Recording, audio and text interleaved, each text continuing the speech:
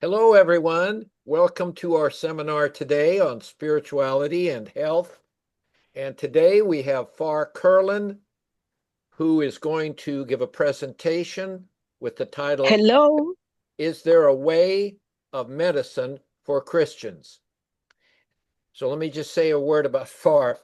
Far and I have known each other and worked together for at least 20 years, maybe 30 years. In fact, if we go back to Close to it, Chicago, yeah. yeah, it's been a long time. So Dr. Farr is Josiah Trent Professor and Endowed Professor of Medical Humanities in the Trent Center for Bioethics, Humanities, and History of Medicine, and co-director of the Theology, Medicine, and Culture Initiative, TMC, at Duke University. Dr. Curlin has worked to bring attention to the intersection of medicine, ethics, and theology for many years. In 2012, he helped to found both the University of Chicago's Program on Medicine and Religion and the annual Conference on Medicine and Religion. That continues to occur up through today. Since 2015, through Duke Divinity School's TMC initiative, he and his colleagues have brought graduate theological training to those with vocations in health care. Starting in 2023, Dr. Curlin also is working with colleagues across North America to develop the Hippocratic Society, an association whose mission is forming clinicians in the practice and pursuit of good medicine. He is co-author with Chris Tollefsen of The Way of Medicine, Ethics and the Healing Profession by Notre Dame University Press. That's 2021, as well as more than 150 articles and book chapters addressing moral and spiritual dimensions of medical practice. So who better than Far Curlin to talk on, is there a way of medicine for Christians? Far, take it away. Thank you, Harold. And thank you all for joining for this hour together. I, one moment. There we go. I would be remiss if I didn't say at the outset, greetings from my colleagues in the Theology, Medicine, and Culture Initiative. Um, and also invite anyone who might be interested in taking a bit of a deeper dive into how Christian tradition speaks to the practices of medicine and healthcare more broadly and speaks to the experience of illness. We have a residential program primarily designed for people on their way to becoming healthcare practitioners. I have a 1 year and 2 year track for that. We've trained more than 100 fellows in the past decade. And then we also have designed for practicing clinicians or other people who work in healthcare who have full-time jobs and can't relocate. We have a hybrid program. It's a 1 year program, and one completes a certificate in theology and healthcare. So check us out, reach out to us if you'd like to learn more about those. Um, is there a way of medicine for Christians? And if so, what is that way? We have, as I've just noted, these young people who come to us for our residential program, the TMC Fellowship. And on the front of their minds, many of them, is the question of calling and how their work in healthcare fits within their calling as followers of Jesus Christ. Um, many of these have found after some experience in medical training that it is not obvious how to go on or how they will go on in the future in a way that answers to that calling to love God and to love one's neighbor and to follow Jesus. Which is to say, they came into medicine with a sense that medicine is connected to their calling as a Christian or could be fit within it, but then they're somewhat perplexed, many, about how they're going to practice medicine in a way that continues to do that. Some of this gets expressed in the language of personal and professional. So a student might ask, how do I continue to participate in the medical profession to which I thought I was called while protecting my personal integrity as a Christian? How Another one might ask, how do I balance my personal and professional identities? It seems to me that the phenomenon of burnout, which is ubiquitous in medicine and medical education, that it's a part of it's in part a symptom of losing touch with how medicine fits into one's calling or one's vocation.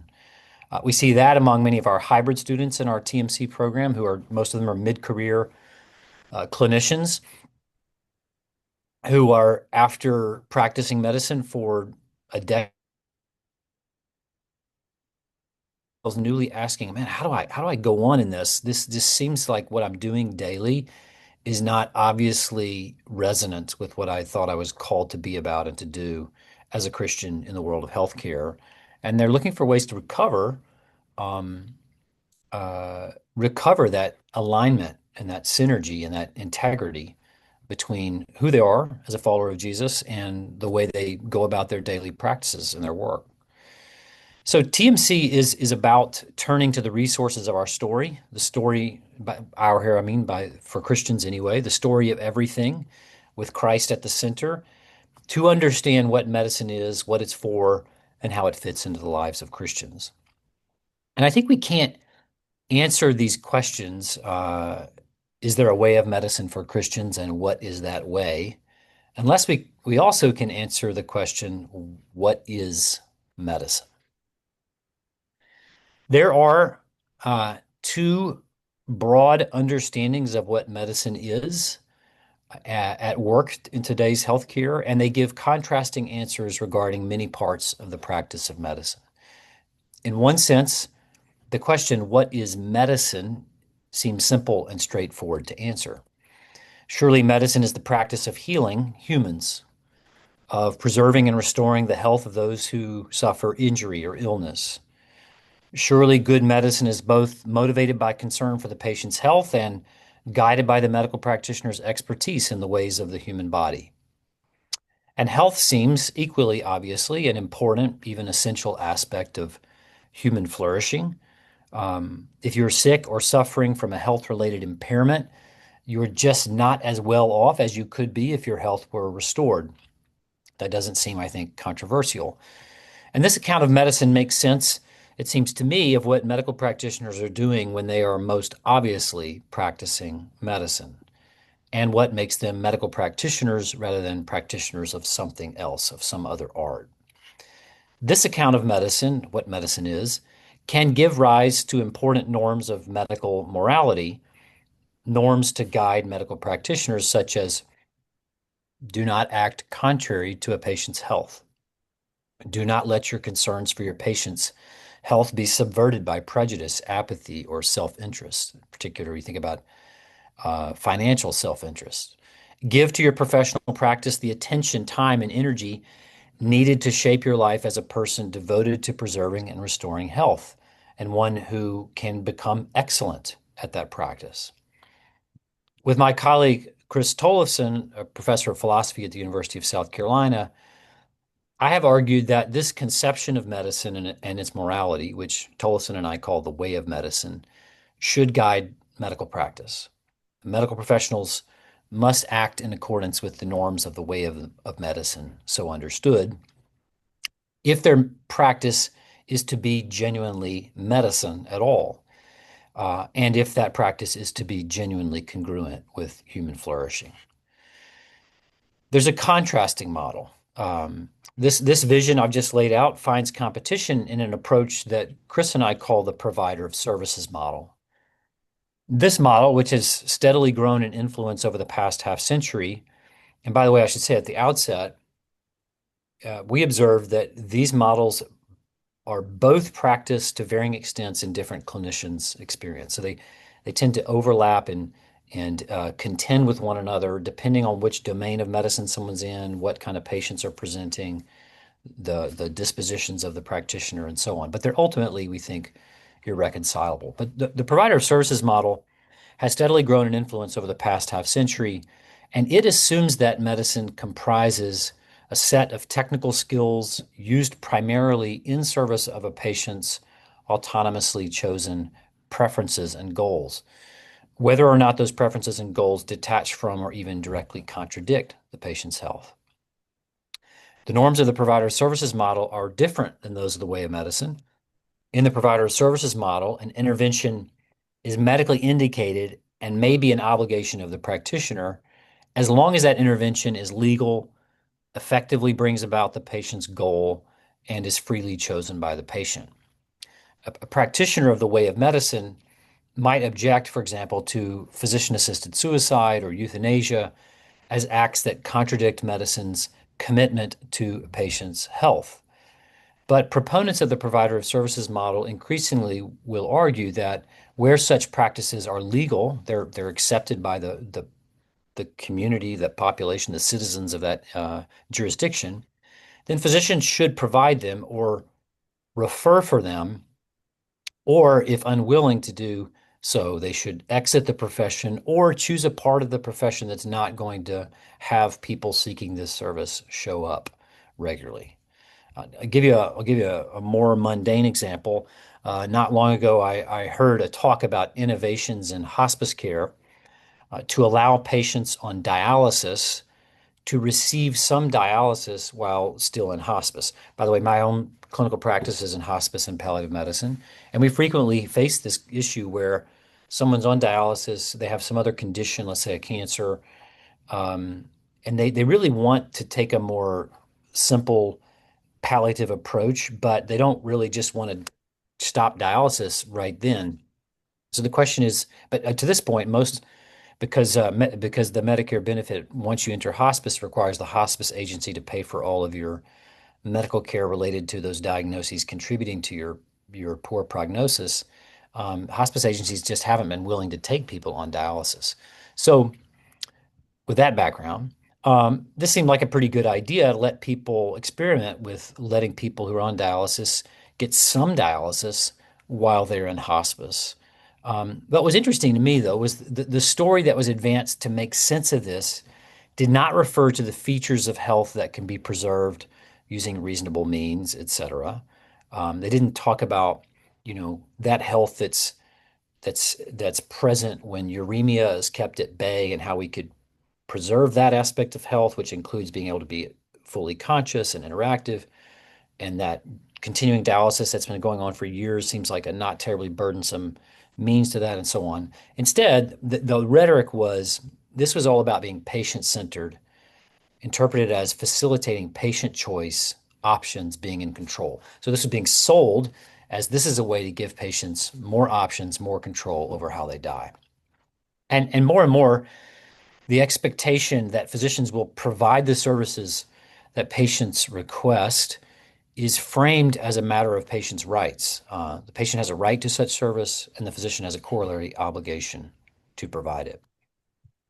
Now, as I was saying a little bit earlier, few physicians practice in ways that fit fully into either of these two models of medicine, the way of medicine and the provider of services model. No one operating within the provider of services model that I've met, at least, thinks that health is unimportant. So it's not that people are saying, who cares about health? And many dedicated physicians provide occasional services whose connection to health seems remote. And nevertheless, the two models of medicine, I think, provide a helpful way to understand a number of conflicts in medicine, such as those, for instance, between defenders and opponents of conscientious objection in medicine. So when a patient requests or demands something that a physician finds morally problematic, this is often framed as a matter of the physician's personal and private conscience intruding upon his or her public and professional practice. And refusing such requests seems to many to violate professional boundaries. That personal convictions are fine so long as one recognizes that they must be set aside when taking up one's professional role. But from the standpoint of the way of medicine, such refusals by physicians look very different. They look like physicians refusing to act contrary to their commitments as physicians. That is, contrary to the profession they have made to their patients, their colleagues, and the public. So, again, it's to say that in almost every case, Conscientious refusals by physicians are refusals based on the physician's judgment, even if physicians can't, not every physician can put it in quite these terms, but it seems if you scratch a little bit, you find these are refusals based on the physician's judgment that the intervention requested either is not required by or directly contradicts the patient's health or some other important medical ethical norm. We see this with refusals that do not appear controversial, such as a clinician refusing to prescribe antibiotics to a patient with a cold, which is something that's totally legal. It's permitted by the profession. Lots of people do it. And yet, when a physician refuses to do that, that's not generally considered controversial. It's not considered a case of the personal values being imposed on the professional practice. Or a clinician refusing to prescribe opioids out of concern to avoid the adverse side effects of these drugs. Something that I face frequently now that I have a weekly palliative care clinic. These refusals are not personal trumping professional, but instead they look like a physician or a clinician personally fulfilling her profession. We also see this with more controversial interventions. You can take something like elective abortion. Obviously, it still puts people's teeth on edge, and has, I suspect it always will, as long as it's practice.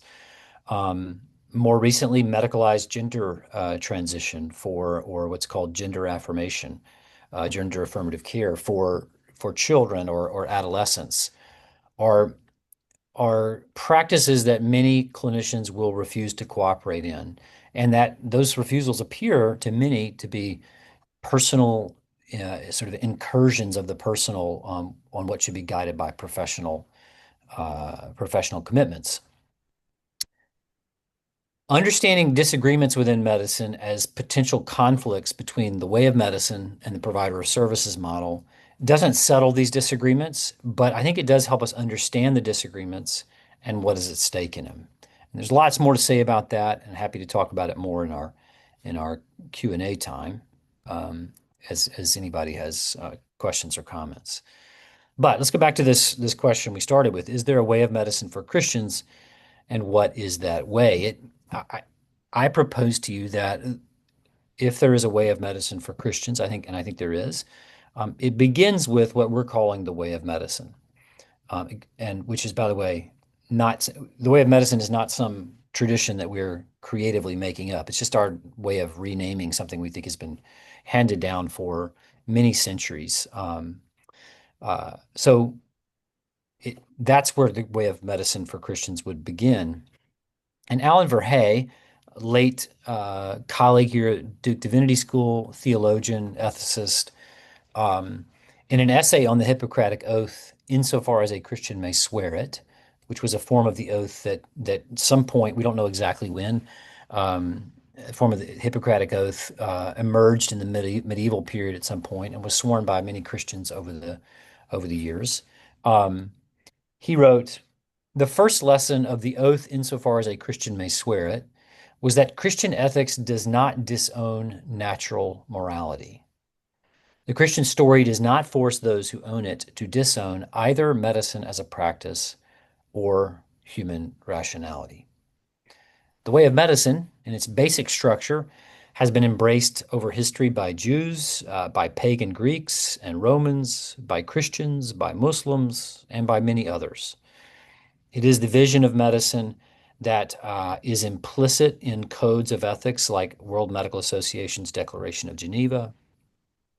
It's what makes sense of what nurses and physicians and other medical practitioners are doing at Duke and UNC and elsewhere when they are most obviously practicing medicine. So, and I'll just stop here for a second to just ask you to think, when you think of a physician practicing medicine, think of what image comes first to your mind. And I suspect, we won't go around and everybody share, but I suspect that the image that first comes to mind is an image where someone is obviously taking care of someone who's obviously sick. So I propose that the first step for Christians is to embrace the moral commitments of and respect the limits of the way of medicine.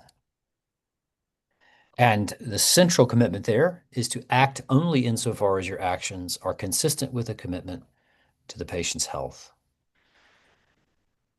And that leaves a lot of scope for action, but it does mean there's a boundary. You're never going to take damaging the patient's health as your goal, either as a means or an end to some other desired state of affairs. But for Christians, the way of medicine is markedly enriched. And I'm going to go back to Alan Verhey again. He said, or he wrote, the second lesson of the oath, insofar as a Christian may swear it, is that Christians concerned with medical ethics should have the integrity to set medicine in the context of the Christian story, to form, inform, and reform medicine. The first lesson stands against any premature sectarian stance, against opting prematurely for either a sectarian community or a sectarian medicine. The second lesson stands against any simple identification of a Christian ethic either with universal and rational principles or with a professional ethic, against, for example, sanctifying contract theory by identifying it with covenant. The task is to transform, or to put it less presumptuously, to qualify a rational ethic and a professional ethic by candid attention to the Christian story. And that effectively, I think, is my way of putting what we do, or a central part of what we do in our theology, medicine, and culture initiative is look at how the Christian story qualifies, directs, enriches, inspires, rebukes, calls into account um, uh, the ethics, the practices of medicine in our time and in other times. So for Christians, setting medicine in the Christian story is part of participating in God's redemption of the world, including the institutions and practices of medicine, not by displacing professional medical morality with personal Christian values, but by discerning the character of our world, including what it means to be human, and embracing and developing the practices of medicine into what they can be if they are to fit that world and become more fully what they are meant to be. So here are just some examples of how I think the Christian story does qualify, enrich, inform, and so on, the way we practice medicine or can. First, it it gives, I think, a better account than a materialist or otherwise strictly secular account of why we care for the sick. You know, it's a curious thing, really. If you start with just a sort of Darwinian naturalist theory about the about biology, including human existence, it is a strange thing that we would devote so much energy and time and effort to preserving the health of those who are long past the ability to reproduce, or if they're not past the ability to reproduce, who we would think of as not having the fitness in the kind of typical survival of fitness frame to want to help them reproduce. And yet, everywhere across human cultures, you always find medicine. It's everywhere recognized that is in a responsibility of ours to care for the sick among us. Um, and Christianity gives us, I think, a better account of that. It gives us a better account in the language of the Imago Dei, the claim that starts, of course, in the Hebrew Scriptures, and Christians adopt it, and further specify it to Jesus himself, but that all human beings are made in the image of him who is the image of God.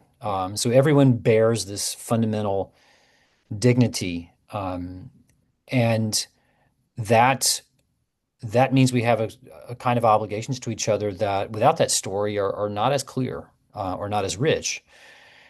It also is a story with Jesus's life, suffering, death, and death at the heart of it, and lots of other suffering as well. It's a story that in which weakness is not despised. That's one of the things that set the Christian, what my colleague Kevin Rowe in a little book called Christianity Surprise, what made Christianity so surprising when it landed in the ancient world as this startling movement was that unlike the Greeks and the Romans, the Christian community had this story in which those who were weak deserve greater honor, and weakness was not to be despised. That somehow God disclosed and enclosed God's wisdom often in weakness.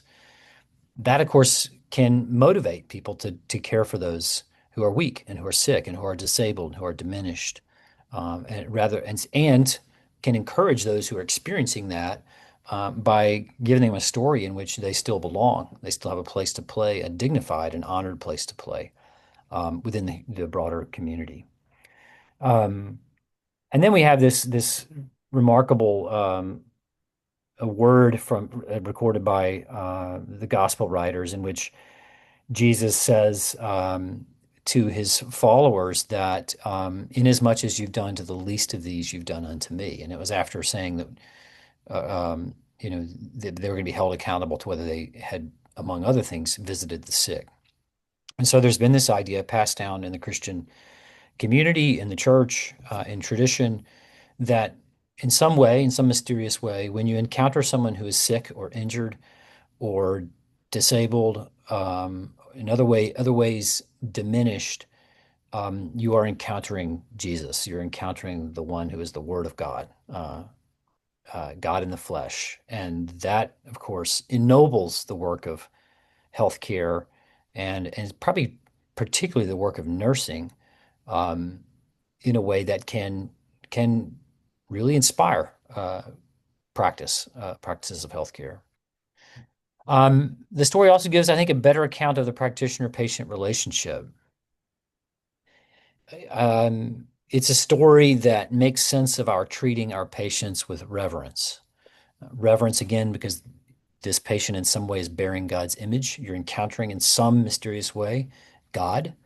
Um, that helps to mitigate against the tendency that's been there all throughout the history of medicine, but probably particularly in our time in the post-industrial age, now the information age, where it's easy to treat patients as a machine, or if not even as a machine, as a collection of sort of markers, data points that we manipulate through what a colleague of mine calls desktop medicine. Um, it it's a story, the Christian story that is, in which practitioners are held accountable not just to the data and to healthcare institutions' quality measures, but they're accountable to their neighbors, to one another, and they're accountable to God. Um, it's a story in which we're helped to see the interaction between a clinician and a patient, not as an arm's length transaction between a customer and a provider, and the provider wields the power to satisfy the customer's wishes or not, but instead to understand it as a kind of morally committed relationship both ways, where the practitioner is committed to acting in ways that are genuinely for the patient's good and using all of her judgment, her resources, and so on in that work, and in which she's finding that she is in some way participating in God's care for us, and so she's coming alive and flourishing by being a good medical practitioner. So, as another way to put it, as Chris Tollefsen, my colleague, puts it, the good of the physician as such is being a good physician. That to be a good physician is a way to flourish as a human being. So the bottom line here is Christian tradition offers ample resources to resist endemic tendencies for clinicians to treat patients like objects and patients to treat clinicians like mere providers of services. The story, I think, also offers a better account of our obligations to the underserved. In my time in medicine, if there's one thing that everybody can agree on is that medicine should pay attention to the underserved. And there's one thing we agree on is that we are always tempted not to because of the financial incentives of not aligning our work around the underserved. Um, and Christianity, as a tradition, as a community, carries forward what in the Catholic social teaching is called the preferential option for the poor. The notion that, and I find this a really beautiful and helpful and convicting account. But in Catholic social teaching, there's this idea that it's called the universal destination of the goods, which is just the simple idea that all the good things that are part of the created order are meant for everyone. And that doesn't mean that everybody's supposed to have the same thing and we're supposed to have some kind of communist state, and not at all. But the idea is that the good is intended for the enrichment and the flourishing of all. And that the common good, another important concept in Catholic social teaching, is one way to put it is that it's the conditions that make it possible for everyone to flourish as who they are and in the ways possible to them.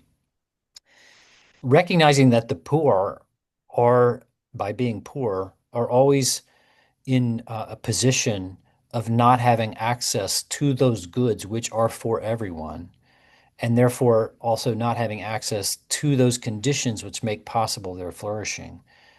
There's this idea that whenever you set out to organize a state, organize a hospital, organize an insurance system, organize a company, organize how your family life, you should be thinking about how that organization first is attending to the needs of those who are poor. It's giving a priority, a preferential option for a priority with respect to the poor. And that makes sense in this story also because, according to the witness of Christianity, um, we are all those who are part of God's people are joined into one body. Really, again, a very rich metaphor for those who work in healthcare, where this one body has many members. Some of them seem less important, like the fifth toe or whatever. It seems less important, but all are needed for the body to be whole and the body to be healthy. And the weaker members, because they are not on display and getting honor, deserve special honor. All that I think and enriches the basic structure of the way of medicine to direct it in a way that prioritizes the poor. And I think the Christian tradition offers a better account of the limits of medicine. Um, we're living in an era where the futurists are imagining us somehow downloading ourselves onto silicon and um, you know, in a way escaping the body, transcending the body by escaping it. The Christian story does not hold out that hope. It teaches us to respect the givenness of our created natures. These We are animals. We are rational animals. We are human animals, which makes us different than the rest of the animals, but we are animals. And our created nature is to be received as good. It doesn't mean that the disease and illness and so on that are corruptions of our nature are to be seen as good. But the fundamental character of our lives and our created natures is good, which means that our health is good and is not something we just set aside or much less directly harm in pursuit of some well-being of some ephemeral self that is somehow free of the body. And I think the other thing that the story does is it gives us a reason to be patient. Um, it gives us a lot of exhortations to practice patience and to practice gratitude in the midst of the limitations that come with being human, and teaches us to not grasp on to the things of this world in a way um, that attempts to obtain for ourselves and hold what is never ours, been given to us to obtain or hold in that way. Another way to put this is it teaches us to not try to escape the human condition by getting out of life alive. And similarly, teaches us to not turn our lives into anxiety about the future as if we're going to escape our mortality. I love the verse in Matthew chapter 6 when Jesus says, "Can any of you, by worrying, add a single hour to your span of life?" The obvious answer in the way in that context was no. Not a single hour by worrying can you add to your span of life. Um, St. Basil famously said that in response to questions that his parishioners asked him about whether it was pious, it was fitting for Christians to go to doctors, because people wondered, is that a way of not trusting God enough? Should we even see doctors? He said, yes, of course you should see doctors. In the same way that you ask farmers to help in growing food, doctors are given as in medicine and are given as resources to correspond to the things we're prone to as humans after the fall of humankind, and one of those is we get injured and we get ill. But Basil said Christians should not get so concerned about their health or so entangled with medical care that they turn their lives into one long provision for the flesh. And I think Christianity offers a better check on the hubris of medicine. It helps us see medicine as a gift, and not make of it an idol. Not look to it to provide what it is never meant to provide, including eternal life, but also not, and that not just in the future, but that life that we really long for, that only God can can birth in us. And it, in contrast to, I think, the tendency of, which has again been there throughout the centuries, to medicalize human experience willy-nilly, to take in every human experience that we find not desirable and look for some way to diagnose it and treat it with some medical intervention. I think it's a tradition that helps us humbly appreciate the gift of health and medicine without looking to either to save us. Basil said in some of his writings that health is, in one sense, good in itself. I think it is good in itself in the way Chris Tollefsen and I mean in the way of medicine. Being healthy does make you better off, all things considered. But Basil continued, insofar as health does not render good those who possess it, health cannot be counted among those things that are good by nature. In fact, it is evil if it contributes to making a person indifferent to his salvation. So, um, it's a tradition that teaches us to both appreciate the gift of medicine and the gift of health, while also recognizing that they are not ultimate, they do not constitute our ultimate good, and that sometimes being healthy can be a hindrance to seeing truthfully the state of your condition, and including fundamentally your need for God. So just a final word here, and then we'll open it up for any Q&A. Um, when um, when I think of what the Christian tradition can offer to a person's understanding of their work in medicine, fundamentally, it I think of the way it can offer an a, an affirmation that the work is good. That to practice medicine is to come more fully alive, to practice medicine well, to practice medicine reasonably. Um, and particularly, if you take the way of medicine and you set it in the Christian story, it's a remarkable adventure. It's deeply meaningful. It's a fitting way to spend much of one's life. I told you at the outset that burnout, I think, is a symptom of the struggle to make sense of how the work that people find themselves doing day to day in hospitals and clinics and healthcare right now really answers to what we believe we're called to be about and to do, um, at least in the Christian story.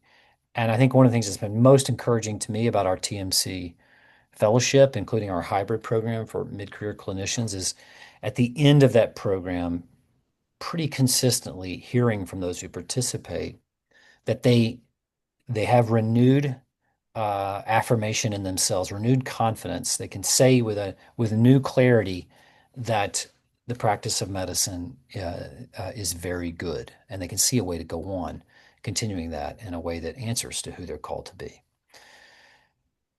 I'll stop there, and Harold, happy to take any questions. Okay, Far. Thank you. And let's open it up for dialogue. Just unmute yourself and ask your question. Charles, I believe you're first.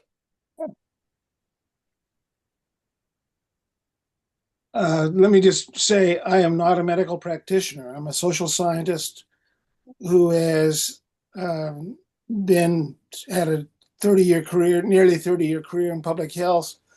I was an epidemiologist, and way back in 1988, 89, I became aware uh, because of the chair of the medical humanities department at Southern Illinois University School of Medicine that there are things to study about the relationship between faith and health.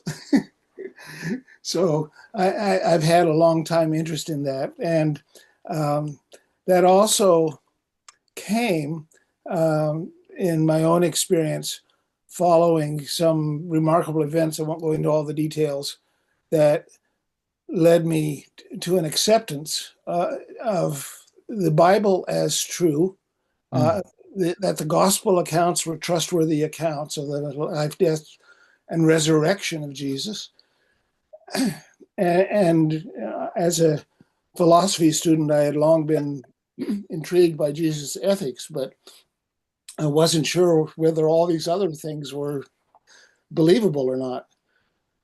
I became convinced of that because of somebody who introduced me to understanding the methods of historians to sort out myth and real history, Mm. the rules of evidence used in courts of law to ascertain things like trustworthiness of witnesses and how things fit together when they don't all fit together identically, and so on. Um, these are significant things that led to my conviction that I wanted to be a follower of Christ. And yet, as I've had involvement both in public health and listening to things like this, clearly you have laid out many ways in which there is a clear way of for a Christian to be involved in practice of medicine. And I should have said thank you for all of that. You've laid out a great deal that is good to be said. When I shouldn't say we, because again, I'm not a medical practitioner, when you and others, as Christian physicians, are seeking to provide for the health of a human being, that was part of the first thing that you said. We know that means physical health to the extent possible, reasonable. Um, my dad died of pneumonia, not of the colon cancer that he had. That was a blessing. Um, Mental health. And the question finally is, and spiritual health? You said we're humans. What does it mean for a Christian physician, and how with the limits of professional ethics for the patient to make a choice of if your patient is not knowledgeable that there is not a believer, that there is something more to life than what we have here and now. Or, and this is a question I was going to ask Harold in another context, if your patient is a believer currently is a believer in some other religious system, Buddhism, Hinduism, Baha'i, whatever, is there a way, and is there a moral responsibility for the Christian physician to seek to at least introduce the subject? Maybe not. I understand the caution of that you are in some sense in a power relationship and you're not to impose, but at least to say, perhaps, I don't know, I'm asking you, can you suggest that they might consider something that they perhaps have not considered, and then refer to us to a chaplain or somebody who can perhaps address their situation. Here's a great questions. It could be a good subject of a whole other hour. But here's how I think about that. One, we use the language of health all over human experience, but we do so in most cases analogically, meaning we'll say someone has a healthy marriage, for example, or that's a healthy economy, or we have a healthy corporate culture. And we know those kind of uses of the language of health have meaning because I think we know the primary meaning of health is of an organism. It's what Leon Kass, I think, described as well as anyone has in our time as the well working of the organism as a whole. What makes a medical practitioner is that they are skilled at, knowledgeable at, and devoted to attention to health in that primary sense. So I am a little wary of the language of doctors saying, well, I'm focused holistically, not just on your bodily health. I'm focused on your relational health. I'm focused on your spiritual health. Because whereas medical practitioners can plausibly gain some authority of expertise regarding health in its primary sense, the health of well-working of the organism as a whole, it's not at all obvious to me that we have a basis for expertise, at least not a basis that's shared in the profession, a basis for expertise regarding relationships, social dynamics, education, and much less spiritual health. So that's the first thing to say. At the same time, medical practitioners care for not health in the abstract, but the health of our patients, which means in caring for our patients, we care for people for who have all these other aspects of their lives that are important to them, and rightfully so, and in which the well-working of the organism, and which frankly bear on the well-working of their organism, that primary sense. We know that, for example, if they're in a broken relationship, they're going to be more likely to suffer, mental health challenges and probably other physical health challenges. They're all kind of, you can't disentangle the bodily health fully from the whole of the human experience. But it seems to me that medical practitioners um, rightly and reasonably and with a proper freedom attend to anything that is relevant to a patient who shows up to them that the patient is interested in talking about, so long as the way they do that does not undermine, confuse the patient about, or in other ways contradict their primary commitment their professional commitment to attend well to the patient's bodily health. So I've written about this, argued about this, teach about this. It seems to me that attending to patients' religious and spiritual concerns, for example, is an area of freedom for medical practitioners. It's not something they're obligated to do, um, but it's an area of freedom if patients bring it up or if the practitioner wants to bring it up.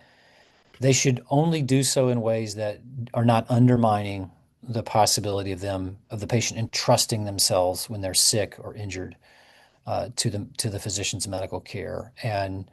Um, and there's, of course, more that could be said there, but that's the way I think about it. And you say you've written about that. Is there a book or just search up? There's actually one of the first pieces I wrote that was added to the compendium on moral medicine, but it's called "Strangers or Friends: A Proposal for a New Spirituality and Medicine Ethic." Um, I can send that to you as well if you email me. Could I ask a question about that? Sure, go ahead, Stan. Um, I'm I'm basically an overeducated disc jockey. I've been involved in radio for many, many years and a business performance coach and a missionary. And I oftentimes someone said to me, "You've done many things. I hope most of them were legal." So I go from there. I also have a very good doctor friend who one time struck me when he said, "My healthiest patient just died." And that, of course, was referring to other things besides his organic health. Hmm. But what I found out in my business performance coaching sometime, because my faith and everything else, I actually put together a little card when somebody would ask me, and it just simply said, "I believe." And I just laid it out, and as a Christian man, fine, a lot of my patients, my clients, they were Jewish people and atheist people. But I found that to be very effective, just to simply say, this is who I am, and this is what I believe, and this is how I will try and work with you. But at the same time, I'm totally honoring their commitment to what they wanted. Would that be helpful to have a I believe card? I think that's a great example, Stan, of the kinds of approaches that seems to me that the right ordering and practice of medicine is open to. And I think the question would be I would want to ask people like you and your patients, was that did that seem to be, all things considered, did it seem to get in the way of you being able to care for somebody medically or facilitate the human connection that's really central to medicine, since it is a practice not of tending to health in the abstract, but of caring for real people who are sick or injured. And if the dominant response is no, that's quite helpful, or it was congruent, or it was helpful to know what Stan really thought, since I'm going to be interacting and trusting him in certain ways. I want to know what he's about, or then it seems to me that is the sort of thing that is one way people could go about it. Howard, Susan, Thank you. yeah, you're welcome. Howard Eisenson, you had a question Oh, earlier and we didn't get to you. Yeah, that was a provocative talk, and it strikes me that the way most of us operate in care delivery systems that we don't feel are conducive to our doing our best work, conducive to doing the work that we really feel is providing the best service to our patients. What is the obligation of us as a profession to speak out about that? Because I'm concerned that most of us seem pretty apathetic as individuals. Most of our professional societies seem pretty timid about speaking out. Many of us feel like the tail wags the dog, that, hospital administration and insurance companies and other entities dominate or drive the way we deliver care. Would you agree that we have an ethical responsibility to speak out in advocacy for a different way of delivering care than we often find ourselves constrained to do? I think in principle, yes. And then to what extent a given person has that obligation, to me, depends on the whole shape of their vocation and all their obligations and the position they're put in. And, what we have paradoxically, well, it seems to me part of our challenge is that we have a system that's immensely complicated, because we're in late modernity. And it's what Charles Taylor, the philosopher, probably the foremost philosopher of modernity, and observer of modernity, and interpreter of modernity, says that a constitutive feature of modernity is learned helplessness. We inhabit systems that are so big and so complicated that we all have this sense of, I wish I could change something, but of course I can't. And what is my voice going to do? And that feeds into, Howard, what you're talking about, a kind of apathy of, it's not so much they don't care as they just think, what's the point? In fact, and then we have a so then we have a kind of culture of where people who have advanced in the system have advanced by being the sort of people who don't call out the problems with the system. And so the ones who have their hands on the levers, generally have gotten there because they've learned how to serve the system. And then lots of other people just sort of pop off and irritation on their social media and things they write, and when they're with others, about wishing things were different, but don't see a constructive way to actually make things different. And I think I will say this is a place where the Christian story, I think, also can give us hope, um, that the world has always been fraught with this kind of corruption, and medicine has been corrupt in every era and always in need of reform. And but I hope that's both, um, that we don't have to win to act. We can act faithfully. Mother Teresa put it when one of the first when she was kind of becoming known around the world back in the 50s, an interviewer asked her, Mother Teresa, you're caring for these 1,000 people or something here in Calcutta, but there's hundreds of thousands more. How are you going to change the world so this is not, so these people aren't in this condition? And she said, God has not called me to change the world. He's called me to be faithful. And I think it's that posture of faithfulness that everyone can take up with hope, which includes speaking up and speaking the truth, even potentially at cost, in charity, not just to pop off.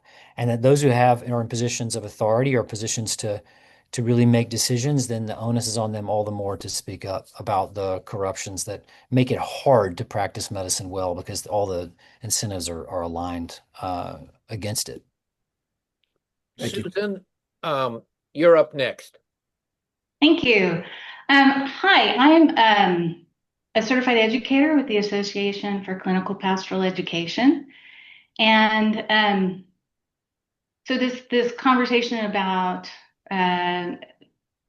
what is the physician's role and responsibility in terms of spirituality with patients is an important one. And we have our own ethical boundaries around how we work with our own faith. And one of the things we talk about is that we're grounded in our faith, but we don't impose our faith because of power dynamics that have been mentioned before, ethical considerations, trust between, in my case, chaplain and patient or physician and patient. I had a recommendation. I had a student who, between her undergrad and her medical school, took a unit of clinical pastoral education so that she could be a better physician. Her father was also an educator. And because research does show that patients want their physicians to address their spirituality, to talk to them about their spirituality, we advocate strongly for clinically trained chaplains to be a part of the healthcare team for precisely these reasons, because our training is how do we get into someone else's spiritual framework without imposing our own spirituality? How do we look at the way they make meaning? How do they look the ways they find hope, peace, wherever they're dealing? What is the impact of their spirituality on their healthcare?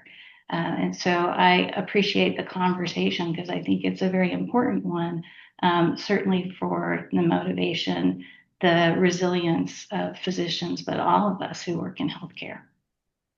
Thank you, Susan.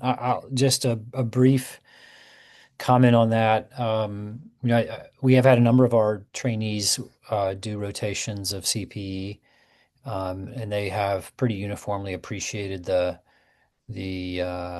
experience of being in a position to not have your hands on the technological levers, and so therefore having only your time and your attention, your interest in a person, which is a helpful way to learn to listen and ask questions. I do think that one of the challenges, and I've talked to many chaplains about this over the years, I think part of the challenge with chaplaincy is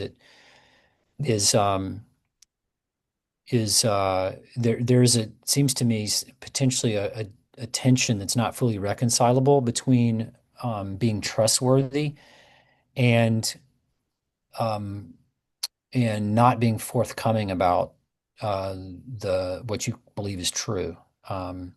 So the chaplaincy tends to work with that language of one's own spirituality or one's own framework and another person's. And it can sometimes go forward in a way that suggests, it seems to me, it seems to imply that there's nothing really true and necessarily in one that would contradict the other, which of course that's not reconcilable, at least with a lot of people's understanding of what they believe is true.